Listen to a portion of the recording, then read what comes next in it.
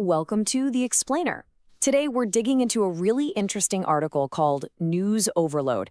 It's asking a pretty sharp question. In a world where we're buried in news 24/7, are the headlines we see even remotely connected to our actual lives? Let's get into it. But let's start with a question for you. Just take a second. Before you hit play on this, what was really on your mind? You know, the stuff that was actually causing you a little stress, taking up that mental space? I'm willing to bet it was probably stuff from this column on the left, right? How much groceries cost, your job security, the rent, the mortgage, those utility bills that just keep creeping up. But then you open up the news and bam, you get hit with all the stuff on the right. Political drama, crises happening halfway around the world, really bizarre events. And that gap, that's the disconnect we're exploring today. So that brings us to our first section. What exactly is the news? Because the source article we're using for this explainer suggests that the answer to that question is getting, well, pretty disconnected from reality for a lot of people. And this quote from the article really just hits the nail on the head.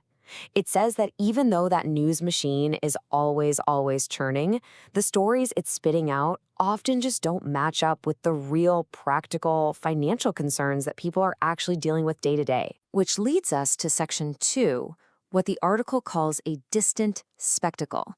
Okay, so we're going to do a little rapid fire round here. Let's look at the kinds of headlines that are just all over our feeds. Get ready. First up, politics. You see headlines like this one from ABC News all the time.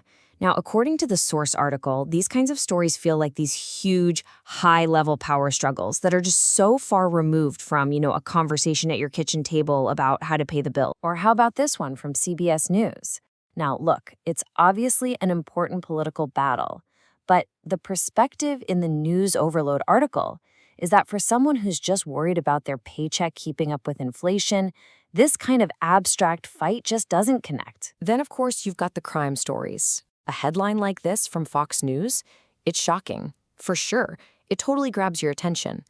But the argument is that while it's sensational, a story like this doesn't really offer any solutions or empower anyone. And here's another one, just a horrific story from Fox News. The source material calls these headlines gripping, and they are. But it argues they end up just being a really grim distraction from our own daily struggles. Okay, next up, international crises, like this one from ABC News. The tragedy here is absolutely undeniable. But the point the article makes is that for someone who's just trying to make ends meet, these awful, heartbreaking events can just feel worlds away. And finally, you have disasters and just weird stuff.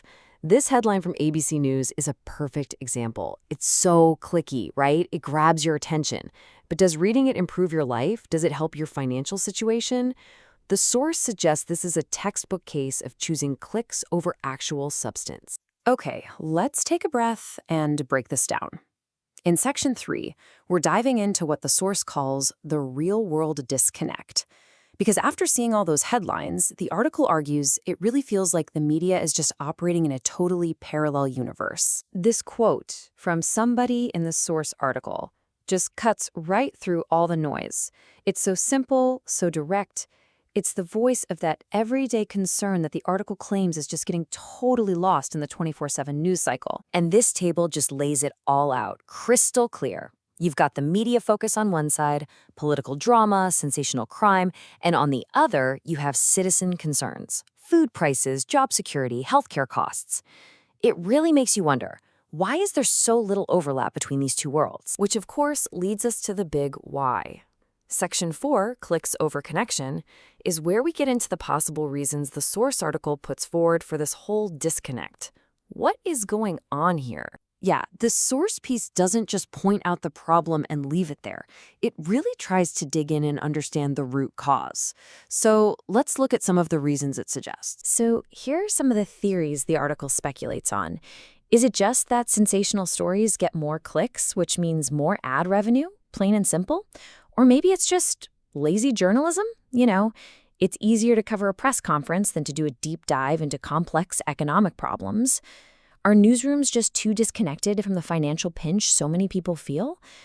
The article even throws out there, Could some of this just be content written by AI, designed purely for clicks with zero human connection in mind? But look, it's not all doom and gloom. The article actually wraps up with a call for change.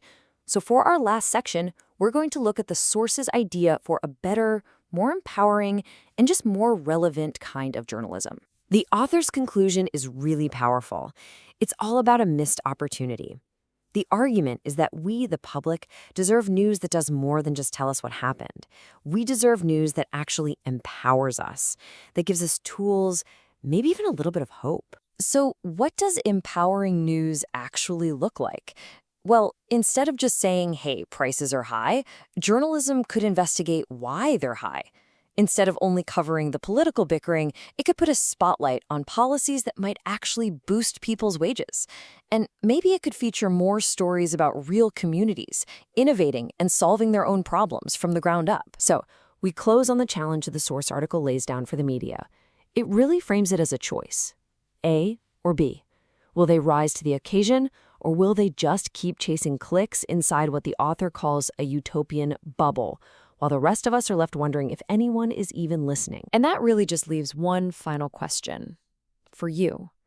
Take a hard look at your own newsfeed, the alerts you get, the articles you read, and ask yourself, is this information genuinely empowering me? Is it helping me understand and navigate my world, or is it really just distracting me? In this overloaded world, that's a pretty important question to ask. Thanks for joining us for The Explainer.